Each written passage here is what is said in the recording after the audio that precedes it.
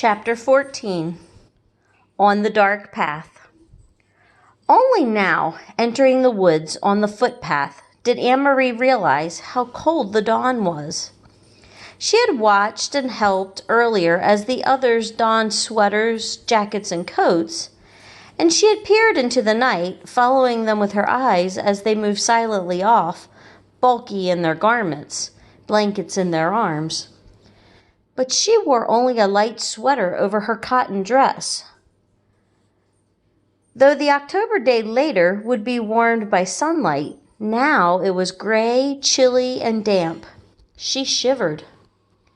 The path curved, and she could no longer look behind her and see the clearing with the farmhouse outlined against the pale sky and the lighting meadow beyond.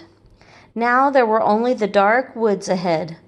Underfoot, the path, latticed with thick roots hidden under the fallen leaves, was invisible. She felt her way with her feet, trying not to stumble. The handle of the straw basket scratched her arm through the sweater. She shifted it and tried to run. She thought of the story she had often told to Kirsty as they cuddled in bed at night. Once upon a time there was a little girl, she said to herself silently, who had a beautiful red cloak. Her mother had made it for her. She wore it so often that everyone called her Little Red Riding Hood. Kirsty always interrupted there. Why was it called a Red Riding Hood? Kirsty would ask. Why didn't they just call her Little Red Cloak?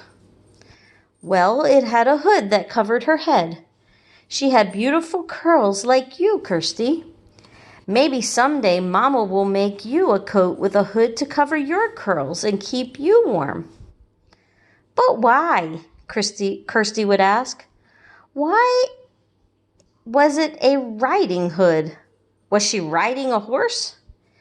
Maybe she had a horse that she rode sometimes. But not in this story. Now stop interrupting every minute. Anne-Marie smiled, feeling her way through the dark, remembering how Kirsty always interrupted stories to ask questions. Often she just wanted to make the story last longer. The story continued. One day, the little girl's mother said, I want you to take a basket of food to your grandmother. She is sick in bed. Come, let me tie your red cloak. The grandmother had lived deep in the woods, didn't she? Kirsty would ask. In the dangerous woods where wolves lived. Anne-Marie heard a small noise, a squirrel perhaps, or a rabbit scampering nearby. She paused, stood still on the path, and smiled again. Kirsty would have been frightened. She would have grabbed Anne-Marie's hand and said, "Oh, woof!" But Anne-Marie knew that these woods were not like the woods in the story. There were no wolves or bears or tigers, none of the beasts that populated Kirsty's vivid imagination. She hurried on. Still, they were very dark, these woods. Anne-Marie had never followed this path in the dark before. She had told her mother she would run, and she tried. Here the path turned. She knew the turning well, though it seemed different in the dark. If she turned to the left, it would take her to the road, out where it would be lighter, wider, more traveled, but more dangerous too. Someone could see her on the road. At this time of dawn, fishermen would be on the road, hurrying to their boats for the long day at sea, and there might be soldiers. She turned to the right and headed deeper into the woods. It was why Mama and Peter had needed to guide those who were strangers here, the Rosens and the others. A wrong turn would have taken them into danger. So Little Red Riding Hood carried the basket of food and hurried along through the woods.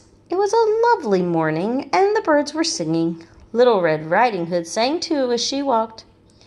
Sometimes she changed the part of the story, telling it to Kirsty. Sometimes it was raining or even snowing in the woods. Sometimes it was evening with long, frightening shadows, so that Kirsty, listening, would snuggle closer and wrap her arms around Anne-Marie. But now, telling it to herself, she wanted sunlight and birdsong. Here the path widened and flattened. It was the place where the woods opened on one side and the path curved beside a meadow at the edge of the sea. Here she could run, and she did. Here in the daylight there would be cows in the meadow, and on summer afternoons Anne-Marie would always stop by the fence and hold out handfuls of grass, which the curious cows would come and take with their rough tongues. Here, her mother had told her, Mama would always stop too as a child walking to school. Her dog, Trofast, would wriggle under the fence and run about in the meadow, barking excitedly, trying to chase the cows and who always ignored him. The meadow was empty now, and the colorless half light. She could hear the churning sea beyond and see the wash of daylight in the east over Sweden. She ran as fast as she could, searching with her eyes for the place ahead where the path would re-enter the woods in its final segment, which led to town. Here, the bushes were overgrown and it was difficult to see the path here, but she found the entrance beside the high blueberry bushes. How often she had stopped here in late summer to pick a handful of the sweet berries. Her hands and mouth would be blue afterward. Mama always laughed when she came home. Now it was dark again as the trees and bushes closed around her, and she had to move more slowly, though she still tried to run. Anne-Marie thought of Mama, her ankle so swollen and her face so pained. She hoped Mama had called the doctor by now. The local doctor was an old man, brusque and businesslike, though with kind eyes. He had come to the farmhouse several times during the summers of the past. His battered car noisy on the dirt road. He had come once when Kirsty was a tiny baby, then had been sick and wailing with an earache. And he had come when Lise had spilled hot grease cooking breakfast and burned her hand. Anne-Marie turned again as the path divided once more. The left fork would take her directly to the village. It was the way they had come from the train, and the way Mama had walked to school as a girl. But Anne-Marie turned to the right, heading now toward the harbor side, where the fishing boats lay at anchor. She had often come this way before, too, sometimes at the end of the afternoon, to pick out the Ingeborg, Uncle Hendrik's boat, from the many returning, and to watch him and his helpers unload the day's catch of slippery, shimmery herring still flopping in their containers. Even now, with the boats in the harbor ahead, empty of fish, preparing to leave for the day's fishing, she could smell the oil, salty scent of herring, which always remained in the air here. It wasn't far now, and it was getting lighter. She ran almost as fast as she had run at school in the Friday foot races. Almost as fast as she had run down the Copenhagen sidewalk on that day the soldier had stopped her with his call of "Halt!" Anne-Marie continued the story in her head. Suddenly, as Little Red Riding Hood walked through the woods, she heard a noise. She heard a rustling in the bushes. "A wolf?" Kirsty would always say, shivering with fearful delight. "I know it's going to be a wolf." Anne-Marie always tried to prolong this part, to build up the suspense and tantalize her sister. She didn't know what it was. She stopped on the path and listened. Something was following her in the bushes. Little Red Riding Hood was very, very, very frightened.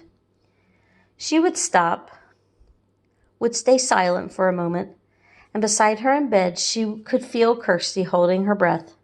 Then Anne-Marie would go on in a low, dreadful voice. She heard a growl. Anne-Marie stopped suddenly and stood still on the path. There was a turn immediately ahead. Beyond it, she knew. As soon as she rounded the turn, she would see the landscape open to the sea. The woods would be behind her there, and ahead of her would be the harbor, the docks, and the countless fishing boats. Very soon it would be noisy there, with engines starting, fishermen calling to one another, and gulls crying. But she had heard something else. She heard bushes rustling ahead. She heard footsteps, and she was certain it was not her imagination. She heard a low growl. Cautiously, she took a step forward, and another. She approached the turn in the path, and the noises continued. Then they were there, in front of her. 4 armed soldiers. With them, straining at taut leashes, were 2 large dogs, their eyes glittering, their lips curled.